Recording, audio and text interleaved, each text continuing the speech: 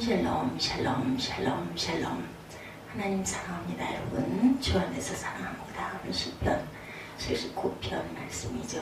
1절부터 13절까지 내용입니다.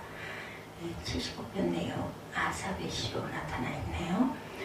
1절에 이방 나라들이 주님의 땅으로 들어와 주님의 성전을 더럽히고 예루살렘을 돌로 돌기로 만들었습니다. 이렇게 고백하죠. 5절에 주님 언제까지입니까? 영원히 노여워하시렵니까? 그래서 제가 주님 언제까지입니까? 이렇게 제목을 잡았습니다. 언제까지 주님의 진노하심이 불길처럼 타오를 것입니까? 주님을 알지 못하는 저 이방인들에게나 주님의 진노하심을 쏟아주십시오. 주님의 이름을 부르지 않는 저 나라들 위에 쏟아 부어 주옵소서 라고 말씀하고 있습니다. 그들이 야곱을 삼키고 그의 거처를 황폐하게 함이나이다. 우리 구원의 하나님이여 주의 이름의 영광스러운 행사를 위하여 우리를 도우시며 주의 이름을 증거하기 위하여 우리를 건지시며 우리 죄를 사하셔서 주님의 영광을 위해서 하나님께서는 우리에게 여러 가지 증거를 보여주고 계시죠. 13절에 그때의 주님의 백성 주님께서 기르시는 양 때인 우리가 주님께 영원히 감사를 드리렵니다. 주의 영예를 대대에 전하리다 라고 증거하고 있습니다. 저 여러분 모두가 이런 귀한 증인들 되시기를 주님의 이름으로 축복합니다. 어느 시골에 부목사님 한 분이 담임을 했는데 고난주간에 전도 대상자인 분 한 분을 데리고 그 예수님의 고난당하는 장면터 패션 오브 크라이스트라는 영화를 함께 보기로 했다고 그래요. 그 영화가 예수님이 누구신지를 잘 나타내 줄 것이다. 이 부목사님 이렇게 생각을 하고 같이 영화 관람을 했는데 영화를 보고 난 이후에 그분이 하시는 말씀이 사람이 저렇게 쉽게 죽는 게 아니야. 사람 목숨이 참 질기네. 이렇게 얘기를 해서 어떻게 이런 생각을 할 수가 있을까. 기가 막힌 장면들을 보면서 안타깝고 그 예수님의 그 고난이 너무너무 비참하게 표현되어 있으면 정말 예수님 고난당하고 돌아가셨습니다. 이렇게 얘기를 안 하고 그렇게 얘기를 할 수가 있을까 이런 기막힌 생각을 했다고 합니다. 예수님의 내 죄 때문에 십자가에서 죽으셨다는 것이 믿어지는 것 자체가 이렇게 대단한 믿음이구나. 누구나 이렇게 믿을 수 있는 건 아니구나 이런 생각을 하셨다고 그래요. 예수님이 나를 위하여 십자가에서 죽으셨다는 것을 믿는 것에 머무르면 안 되겠죠. 그렇다 해도 그 믿음에서 시련과 유혹을 이길 우리의 믿음이 자라나야 합니다. 그래서 우리가 세상 살아가면서 여러 가지 시련과 유혹을 믿음으로 물리칠 줄 알아야 되는 능력을 가져야 되겠죠. 이스라엘의 예루살렘 성전이 하나님의 징계로 이방 민족에게 무너졌을 때 기록된 시가 바로 이 79편 시입니다. 1절에서 4절에 하나님의 성전이 있는 예루살렘에 이방인들이 난입하여 성전을 더럽히고 모든 것을 불태우고 파괴하였나이다. 제사장들과 이스라엘 백성들이 수없이 죽었지만 시체를 묻어줄 사람이 없어서 새와 들짐승들이 먹었습니다. 이 모습을 본 주의 에돔과 모압과 암몬 사람들이 조롱을 합니다. 이런 일을 목격하는 시편 기자는 참으로 비참하고 두려웠습니다. 이런 상황을 만났을 때 비로소 그의 믿음이 어떤 믿음인지가 드러나게 되죠. 우리는 밤에 혼자 있다고 무섭지 않죠. 어린아이가 아니기 때문입니다. 어린아이 때는 밤에 집에 혼자 있다는 것만으로도 무서워하죠. 그러나 나이가 들면 그 정도는 별로 무서울 게 없어요. 그런데 인생의 밤도 우리가 두렵게 느낍니다. 예수님을 믿었으니 앞이 캄캄할 정도로 어려움이 닥치고 의지할 사람이 아무도 없을 때 그런 그 두려움이 없어야 되는데 우리는 두려움을 느끼죠. 어린아이가 아닌데도 불구하고 믿음도 그처럼 어린아이 믿음이 아니어야 한다라는 거죠. 평소에는 자신의 믿음이 어린아이 믿음인지 어른 믿음인지 잘 모르는데 두려운 밤이 닥칠 때 드러나게 됩니다. 시편 기자는 그런 상황에서도 여전히 기도하죠. 5절에 오늘 제목이죠. 여호와여 어느 때까지리까 영원히 노하시리까. 예, 이렇게 고백하게 되죠. 주의 질투가 불붙듯 하시리까. 주를 알지 아니하는 민족들과 주의 이름을 부르지 아니하는 나라들에게 주의 노를 쏟으소서. 하나님을 모르는 그런 사람들에게 주의 진노를 쏟아 부으십시오. 그들이 야곱을 삼키고 그의 거처를 황폐하게 합니다. 하나님의 자녀들을 삼키고 그의 거처를 황폐하게 하니 그들에게 분노를 쏟으시옵소서. 이렇게 이르는 거예요. 하나님께 기도하면서 성전을 못 지켜주시는 것 같은 하나님, 하나님의 백성도 지키지 못하는 하나님이지만 그는 여전히 하나님을 믿고 있죠. 하나님 백성에게 이런 끔찍한 일이 일어나는 것이 끊임없이 하나님을 배신하고 불순종하였던 죄 때문이었다는 것을 아사온 알고 있었다는 겁니다. 그래서 하나님께 그 징계를 거둬달라고 호소하고 있습니다. 하나님께서는 이스라엘 민족을 결국 회복을 시켜주셨죠. 그 배후에는 이런 간절한 기도와 부르짖음이 있었기 때문이죠. 이런 기도도 믿음의 증거입니다. 믿음이 없었다면 이렇게 기도할 수가 없겠죠. 그러나 시편 기자의 기도 속에는 어린아이의 믿음도 있습니다. 그런 자신들이 죄를 지었지만 자신들을 멸망시키는 이방인들은 아예 하나님을 믿지도 않으니까 더 나쁘지 않습니까? 이렇게 호소하죠. 6절이죠. 주님을 알지 못하는 저 이방인들에게나 주님의 진노를 쏟아 부어 주옵소서. 주님의 이름을 부르지 않는 저 나라들 위에 쏟아 부으시옵소서. 10절에 어찌 이방인들이 그들의 하나님이 어디 있느냐 하면서 비웃게 버려두시렵니까? 12절에 주님 우리 이웃 나라들이 주님을 모독한 그 모독을 그들의 품에다 7배로 갚아주옵소서. 그의 기도 속에는 원망도 두려움도 가득합니다. 그때 주님의 백성 주님께서 기르시는 양떼인 우리가 주님께 영원히 감사를 드리렵니다. 베드로 주님께 찬양을 드리겠나이다. 그는 하나님께서 이방인들을 다 멸해 주실 때 감사하고 찬양하겠다. 그리고 주님의 영예를 대대에 전하겠다. 이렇게 고백하죠. 이것이 그의 믿음의 한계였습니다. 지금은 감사하고 찬양하려 할 수가 없습니다. 라는 뜻이기도 합니다. 결국 하나님께서는 이스라엘을 다시 회복시켜 줬고 이스라엘을 무너뜨렸던 나라들과 조롱하던 주의 나라들은 완전히 역사 속에서 사라집니다. 그러나 아삽은 그 모든 것을 보지 못하죠. 기도는 하지만 그의 마음은 눈앞에 일어나는 끔찍한 일로 인해서 몸소리가 젖습니다. 그가 고통스러웠던 것은 이스라엘 백성을 향한 하나님의 역사를 시작부터 끝까지 다 볼 수가 없었기 때문이죠. 중간에 한 부분만 보니 하나님이 이해되지도 않고 두렵고 심지어 하나님이 원망스럽기도 합니다. 우리도 마찬가지입니다. 하나님이 살아계시고 은혜로우신 하나님이신데 처음부터 마지막까지 전 과정을 보면 누구나 하나님은 은혜로우시고 하나님은 우리를 살리신 분이다 이렇게 고백할 수가 있겠는데 천국 가면 억울하다고 할 사람 한 사람도 없을 텐데 모든 과정을 알고 나면 정말 감사합니다 이렇게 할 수가 있을 건데 순간순간 짧은 장면들만 보기 때문에 문제가 다릅니다. 하나님의 은혜가 하나님이고 사랑이 하나님이심을 이해도 안 되고 믿어지도 않고 원망만 쏟아 부어지죠.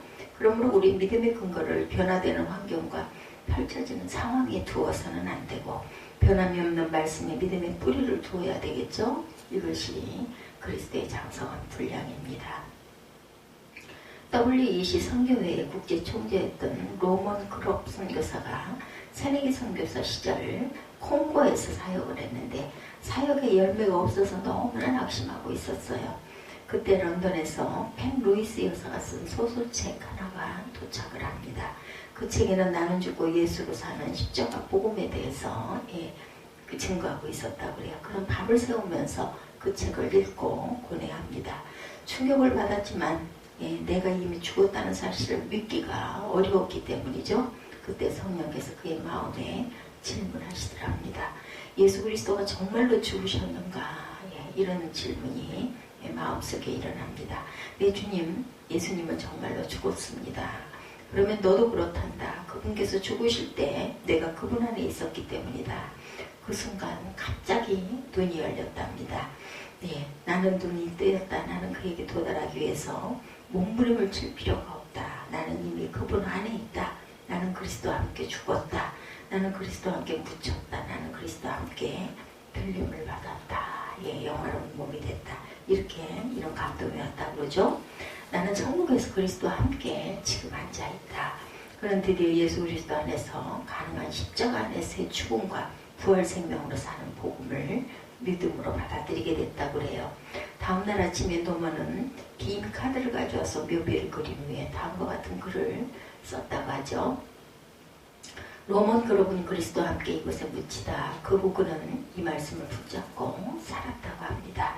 이 말씀으로 모든 역경을 이겨냈고 WC 국제 선교회를 놀랍게 발전시키는 하나님의 귀한 도구가 되었죠. 이처럼 말씀을 붙잡고 사는 믿음이 장성한 믿음입니다. 그때 환경과 형편에 흔들리지 않는 믿음을 갖게 된다는 거죠. 갈릴리 가나 혼인잔치 때 포도주가 떨어지죠. 그때 마리아가 하인들에게 예수님께서 무슨 말씀을 하시든지 그대로 해라 이렇게 말하는 장면이 있습니다. 하인들이 그 지시대로 예수께서 말씀하신 대로 순종하였더니 물이 포도주로 변하죠. 이것이 우리가 살 길입니다. 주님이 무슨 말씀을 하시든지 그대로 순종하는 거죠. 여러분의 삶은 주님의 말씀에 대한 순종이라고 고백할 수가 있으신지 한번 자문해 보시기 바랍니다. 바울이 로마에 잡혀가는 중에 유라올라 광풍을 만나 죽게 되었을 때 큰 소리로 외칩니다. 주께서 지난밤 나에게 말씀하셨습니다. 바울아 내가 두려워 말라. 너는 반드시 로마에 가서 가이사 황제 앞에 서게 될 것이다. 그러니 안심하십시오. 이런 그 말씀이 있어요. 그 사도행전에 보면 나는 내게 말씀하신 그대로 되리라고 하나님을 믿노라. 이것이 어른의 믿음을 가진 사람. 주님의 말씀을 듣고 그대로 될 것이라고 믿는 사람이죠. 나이만 들면 안 됩니다. 나이와 함께 믿음도 성장해야 되겠죠. 우리가 성전 뜰을 밟고 예배를 드리고 예수 믿는 기간이 해가 바뀌고 늘어지면 늘어질수록 우리가 자라야 합니다. 우리 믿음이 자라는지 아닌지는 예수님이 얼마나 크게 여기는지 이것을 보면 알게 됩니다. 제자들이 예수님과 함께 지낸 만큼 예수님은 점점 자라가셨죠. 예수님은 진정 그리스도인지 인가 아닌가, 예수님은 그리스도이심을 믿게 되고 십자가 때 잠시 시험이 있었지만 부활의 주님을 만나게 되고 내주하심으로 온 열방으로 나아가게 됩니다. 예수님이 달라진 게 아니라 제자들의 믿음이 달라진 거죠. 정말 예수님의 그리스도인가 아닌가 하고 처음에는 의혹을 가졌지만 결국은 시간이 지날수록 그분은 더 정말 하나님의 아들이시구나라는 그런 믿음 확신이 오게 되죠. 안타깝게도 꼭 그렇지가 않았어요. 예수님 계실 때 처음 예수를 믿을 때 예수님 정말 큰 분으로 여겨졌는데 내 인생은 그 예수님과 동행한 기간이 길면 길수록 점점 커져야 되는데 그렇지가 않았다는 거죠. 처음 예수를 믿을 때 예수님은 정말 큰 분으로 여겨졌는데 내 인생을 구원할 뿐 아니라 만왕의 왕이다 이렇게 여겨졌는데 예수를 믿는 시간이 지날수록 점점 예수님은 작아집니다. 주님 때문에 깜짝 놀라는 일은 줄어들고 그분에게 지루함이 느껴져요. 아는 것도 많아지고 맞는 것도 커집니다. 그래서 집사도 되고 권사도 되고 장로도 되고 전도도 되고 목사도 됐어요. 그러나 예수님은 만왕의 왕이 아니죠. 자신의 조그만 어려움도 해결해 줄 분으로 믿어지지 않는 기가 막힌 일이 벌어집니다. 저와 여러분 예수님 때문에 놀라보셨습니까? 예수님 때문에 놀라신 적이 최근 언제 있었는지 한번 묵상하시기 바랍니다.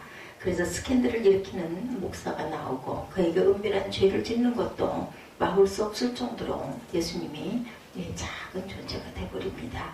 부부싸움 하나도 해결이 안 됩니다. 죄인 줄 알면서도 돈 얼마 더 버는 유혹을 이기지 못하게 되죠. 그것은 그동안 실제로 예수님 그분을 믿고 따른 것이 아니었기 때문입니다.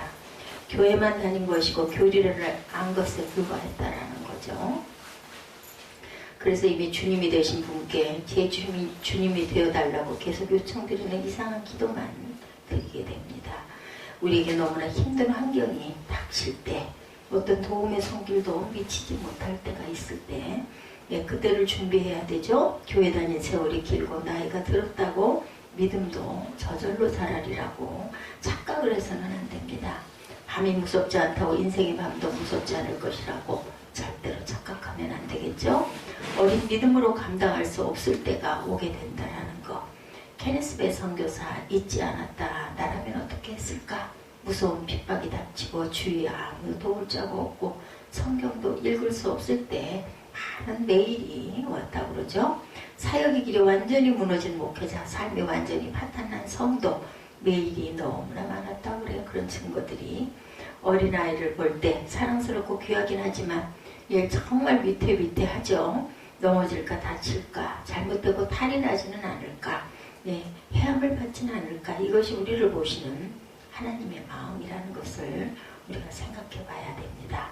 바울은 빌립보서 4장 12절에서 배부름과 배고픔과 풍부와 풍비패도 처할 줄 아는 일체의 비결을 배웠노라 이렇게 말합니다. 이것이 어른이 된 믿음이죠. 한마디로 배고플 때를 만나도 궁핍한 상황이 와도 두렵지 않다라는 거죠. 그래서 빌립보서 4장 13절에서 내게 능력 주시는 자 안에서 내가 모든 것을 할 수 있느니라. 바울은 자신이 능력 주시는 자를 알았다고 하지 않아요. 우리도 알죠. 바울은 자신이 능력 주시는 자 안에서라고 고백합니다. 우리가 얼마나 약한지, 얼마나 악한지, 세상이 얼마나 악한지가 중요한 것이 아니고 중요한 것은 우리가 능력 주시는 자 안에 있느냐, 이것이 중요합니다. 저와 여러분도 능력 주시는 자 안에 있는지 밖에 있는지 이것을 생각해 봐야 되겠죠. 얼마 전에 중국 선교사 한 분이 질문을 하십니다. 제자훈련이나 성령의 은사 운동처럼 영성일기도 또 하나의 유행으로 그치지는 않을까요? 이렇게 질문을 했다고 그래요. 실제로 많은 목회자들이 그런 생각을 합니다. 또 하나의 유행일 뿐은 아닐까. 그러나 영성일기는 결코 유행이 아니죠. 기도가 유행일 수는 없습니다. 성경 읽기가 유행이 될 수가 없죠. 그렇다면 능력 주신 자 안에 사는 건 역시 유행일 수는 없습니다. 주님과 동행하는 것은 기도나 성경 읽기처럼 그리스도인의 기본 삶이고 핵심입니다. 영성일기는 능력 주시는 주님 안에 사는 삶에 대한 기록이죠. 어떤 사람이 예배를 잘 드리는지, 기도를 열심히 하는지, 성경은 많이 읽는지 금방 알 수가 있어요. 눈에 보이죠. 그러나 어떤 사람이 능력 주시는 주님 안에 있는지 아닌 여부는 쉽게 분별이 안 됩니다. 그러나 영성일기를 통해서 그가 주님 안에 있는지를 점검할 수도 있고 훈련할 수도 있고 검증할 수도 있게 되죠. 예수를 믿었으면 주님과 실제로 동행하는 삶을 살아야 합니다. 그래서 영성일기를 써보라고 권합니다. 한 장로님의 영성일기 속에 보면 회사가 교회라고 생각하며 근무하다 보니 저희 태도에 말에 변화가 있습니다. 예배 드릴 때와 직장에서 우리는 주님 안에 사는 것이 동일해야 합니다. 일터 컨퍼런스에서 간증하신 한 장로님께서 월요일에 은혜 받으러 출근합니다 라고 선포한다고 합니다. 주일에 은혜 받으러 교회 갑니다만이 아니고 이런 믿음과 고백, 내가 출근하는 것 은혜 받으러 출근합니다. 이런 직장이나 아니면 가정이나 어느 곳에서나 하나님께서 나와 동행하고 있다, 내가 주님 안에 있다라는 그러한 마음으로, 그러한 감격으로 살아야 되겠죠. 항상 주님을 바라보면서 합니다. 그것을 매일 일기로 기록하고 그것을 정직하게 나누면서 서로 점검해주면 반드시 믿음은 자라게 되는 거죠. 저 여러분 모두가 이런 아주 어려운 환경, 힘든 환경, 캄캄한 환경만 바라보지 말고 변함없는 말씀으로 늘 함께 하시는 주님을 살아가시며 주님을 바라보시고, 그리고 또 그러한 사건들을 통해서 고백할 줄 아는 오늘 본문 79편 13절처럼 우리는 주의 백성이요 주의 목장의 양이니 우리는 영원히 주께 감사하며 주의 영예를 대대로 전할 수 있는 저와 여러분들이 되시기를 주님의 이름으로